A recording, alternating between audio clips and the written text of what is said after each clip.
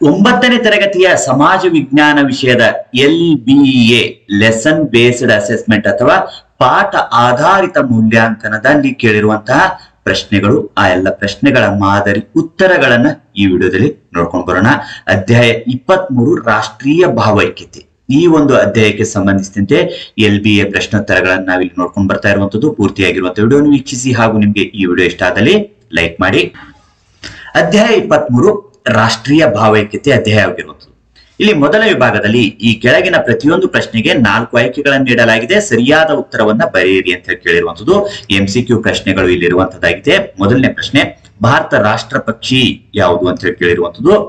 ನಿಮ್ಗೆಲ್ಲ ತಿಳಿದಿರುವಂತೆ ರಾಷ್ಟ್ರ ಪಕ್ಷಿ ಇರುವಂತದ್ದು ನವಿಲು, ನಮ್ಮ ರಾಷ್ಟ್ರ ಪಕ್ಷಿ ಆಗಿರುವಂತದ್ದಾಗಿದೆ.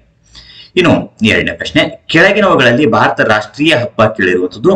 ರಾಷ್ಟ್ರೀಯ ಹಬ್ಬ ಅಂತ ಹೇಳಿದಾಗ ಗಣರಾಜ್ಯೋತ್ಸವ ರಾಷ್ಟ್ರೀಯ ಹಬ್ಬ ಆಗಿರುವಂತದ್ದು ಆಗಿದೆ.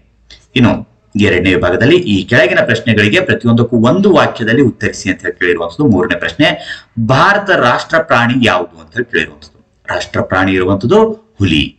ಇನ್ನು ನಾಲ್ಕನೇ ಪ್ರಶ್ನೆ, ರಾಷ್ಟ್ರೀಯ ಭಾವೈಕ್ಯತೆ ಎಂದರೇನು ಅಂತ ಹೇಳಿ ಕೇಳಿರುವಂತದ್ದು. ಒಂದು ರಾಷ್ಟ್ರದ ಜನರು ತಾವೆಲ್ಲ ಒಂದೇ ಎಂಬ ಮನೋಭಾವನೆ ಇರುವುದು ರಾಷ್ಟ್ರೀಯ ಭಾವೈಕ್ಯತೆ. ಇನ್ನು ಐದನೇ ಪ್ರಶ್ನೆ, ಭಾರತ ಸಂವಿಧಾನದ 8ನೇ ಅನುಸೂಚಿಯ ಮಹತ್ವವೇನು ಅಂತ ಕೇಳಿರುವಂತದ್ದು.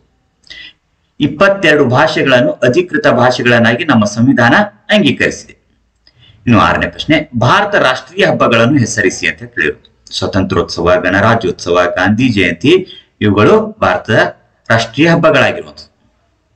ಇನ್ನು ಮೂರನೇ ವಿಭಾಗದಲ್ಲಿ ಈ ಕೆಳಗಿನ ಪ್ರಶ್ನೆಗಳಿಗೆ 2 ರಿಂದ 4 ವಾಕ್ಯಗಳಲ್ಲಿ ಅಥವಾ ಅಂಶಗಳಲ್ಲಿ ಉತ್ತರಿಸಿ ಅಂತ ಕೇಳಿರುವಂಥದ್ದು. ಏಳನೇ ಪ್ರಶ್ನೆ, ರಾಷ್ಟ್ರೀಯತೆಯನ್ನು ನಿರ್ಧರಿಸುವ ಅಂಶಗಳಾವುವು ಅಂತ ಕೇಳಿರುವಂಥದ್ದು.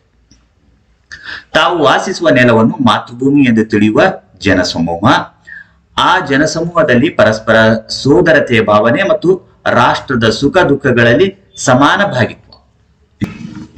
ಇನ್ನು 8ನೇ ಪ್ರಶ್ನೆ, ಜಾತ್ಯತೀತತೆಯು ರಾಷ್ಟ್ರೀಯ ಐಕ್ಯತೆಯನ್ನು ಹೇಗೆ ಪ್ರೋತ್ಸಾಹಿಸುತ್ತದೆ ಅಂತ ಹೇಳಿ ಕೇಳಿರೋದು. ಭಾರತ ಒಂದು ಜಾತ್ಯತೀತ ರಾಷ್ಟ್ರ. ರಾಷ್ಟ್ರದ ಪ್ರತಿಯೊಬ್ಬ ಪೌರನು ತನ್ನದೇ ಆದ ಮತವನ್ನು ಆಚರಿಸುವ ಧಾರ್ಮಿಕ ಹಕ್ಕನ್ನು ಹೊಂದಿದ್ದಾನೆ. ಸರ್ವಧರ್ಮ ಸಮನ್ವಯತೆ ಇದೆ. ಆದುದರಿಂದ ಇದು ರಾಷ್ಟ್ರದ ಐಕ್ಯತೆಯನ್ನು ಪ್ರೋತ್ಸಾಹಿಸಿದಂತಾಗುತ್ತದೆ. ಇನ್ನು 9ನೇ ಪ್ರಶ್ನೆ, ಭಾರತವು ವೈವಿಧ್ಯತೆಯ ನಡುವೆ ಐಕ್ಯತೆಯ ಮೂಲ ಬುನಾದಿ ಹೊಂದಿದೆ, ಸ್ಪಷ್ಟೀಕರಿಸಿ ಅಂತ ಕೇಳಿರೋದು.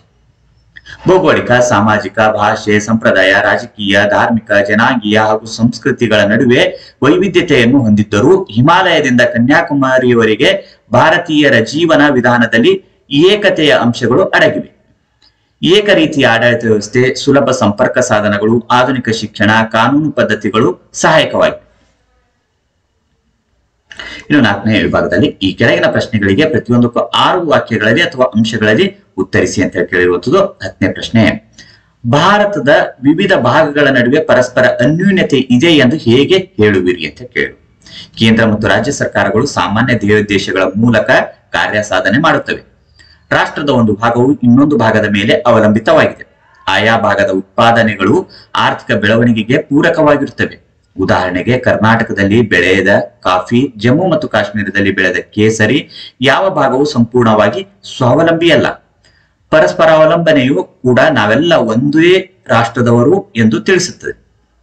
ಇನ್ನು 11ನೇ ಪ್ರಶ್ನೆ, ಭಾರತದಲ್ಲಿ ರಾಷ್ಟ್ರೀಯ ಐಕ್ಯತೆಯನ್ನು ಹಲವಾರು ಅಂಶಗಳು ವೃದ್ಧಿಸುತ್ತವೆ, ಸ್ಪಷ್ಟೀಕರಿಸಿ ಅಥವಾ ದೃಢೀಕರಿಸಿ ಅಂತ ಹೇಳಿ ಕೇಳಿರುವಂಥದ್ದು. ಜಾತ್ಯತೀತತೆ, ಪ್ರಜಾಪ್ರಭುತ್ವ, ರಾಷ್ಟ್ರೀಯ ಹಬ್ಬಗಳು, ರಾಷ್ಟ್ರೀಯ ಲಾಂಛನ, ಪರಸ್ಪರ ಅನ್ಯೂನ್ಯತೆ, ಸಂಪರ್ಕ, ಸಮೂಹ ಮಾಧ್ಯಮ. ಇನ್ನು 5ನೇ ವಿಭಾಗದಲ್ಲಿ ಈ ಕೆಳಗಿನ ಪ್ರಶ್ನೆಗಳಿಗೆ 8-10 ವಾಕ್ಯಗಳಲ್ಲಿ ಅಥವಾ ಅಂಶಗಳಲ್ಲಿ ಉತ್ತರಿಸಿ ಅಂತ ಕೇಳಿರುವಂತದ್ದು. 12ನೇ ಪ್ರಶ್ನೆ, ಭಾರತದ ವೈವಿಧ್ಯತೆಯಲ್ಲಿ ಐಕ್ಯತೆಯನ್ನು ಮೂಡಿಸುವ ಅಂಶಗಳಾವುವು ಅಂತ ಕೇಳಿರುವಂತದ್ದು. ಭೌಗೋಳಿಕ ಐಕ್ಯತೆ, ಹಿಮಾಲಯ ಪರ್ವತ, ಬಂಗಾಳ ಕೊಲ್ಲಿ, ಹಿಂದೂ ಮಹಾಸಾಗರ, ಅರಬ್ಬಿ ಸಮುದ್ರ ಇವುಗಳು ಭಾರತವನ್ನು ಇತರ ರಾಷ್ಟ್ರಗಳಿಂದ ಬೇರ್ಪಡಿಸಿವೆ. ರಾಜಕೀಯ ಐಕ್ಯತೆ, ಭಾರತ ಇಂದಿಗೂ ಒಂದೇ ಸಂವಿಧಾನ, ಏಕರೂಪ ಪೌರತ್ವ, ಏಕ ರೀತಿಯ ಕಾನೂನು, ಶಿಕ್ಷಣ ಕ್ರಮ, ಒಕ್ಕೂಟ ನ್ಯಾಯಾಂಗ ವ್ಯವಸ್ಥೆ. ಧಾರ್ಮಿಕ ಐಕ್ಯತೆಯಲ್ಲಿ ಭಾರತವು ಬಹು ಧರ್ಮೀಯರ ರಾಷ್ಟ್ರವಾಗಿದೆ. ಹಿಂದೂ, ಬೌದ್ಧ, ಜೈನ, ಸಿಖ್, ಕ್ರಿಶ್ಚಿಯನ್, ಇಸ್ಲಾಂ, ಪಾರ್ಸಿ ಮುಂತಾದ ಧರ್ಮಗಳಿವೆ. ಭಾಷಾ ಐಕ್ಯತೆ, ಭಾರತವು ವಿವಿಧ ಭಾಷೆಗಳ ತವರೂರಾಗಿದೆ. ಬಹುತೇಕ ಭಾಷೆಗಳಿಗೆ ಸಂಸ್ಕೃತವು ಮೂಲವಾಗಿದೆ. ವಿವಿಧ ಭಾಷೆಗಳನ್ನು ಮಾತನಾಡುವ ಜನರು ಭಾರತದಲ್ಲಿದ್ದಾರೆ. ಸಾಂಸ್ಕೃತಿಕ ಐಕ್ಯತೆ, ಈ ರೀತಿಯಾಗಿ ಈ ಒಂದು ಅಧ್ಯಾಯಕ್ಕೆ ಸಂಬಂಧಿಸಿದಂತೆ LBA ದಲ್ಲಿ ಕೇಳಿರುವಂತಹ ಪ್ರಶ್ನೆಗಳು, ಅವುಗಳ ಮಾದರಿ ಉತ್ತರಗಳನ್ನ ನಾವಿಲ್ಲಿ ನೋಡ್ಕೊಂಡು ಬಂದಿರುವಂತದ್ದಾಗಿದೆ. ಈ ವಿಡಿಯೋ ನಿಮಗೆ ಇಷ್ಟ ಆದಲ್ಲಿ ಲೈಕ್ ಮಾಡಿ. ಈ ತರ ಒಂದು ವಿಡಿಯೋಗಳು ವೀಕ್ಷಿಸುವುದಕ್ಕಾಗಿ ಡಿಸ್ಕ್ರಿಪ್ಷನ್ ಬಾಕ್ಸ್ ನಲ್ಲಿ ಲಿಂಕ್ ಇರ್ತದೆ, ಕ್ಲಿಕ್ ಮಾಡಿ ವೀಕ್ಷಣೆ ಮಾಡಿಕೊಳ್ಳಬಹುದು. ಮತ್ತೆ ಮುಂದಿನ ಭಾಗದಲ್ಲಿ ಭೇಟಿಯಾಗೋಣ. ಧನ್ಯವಾದ.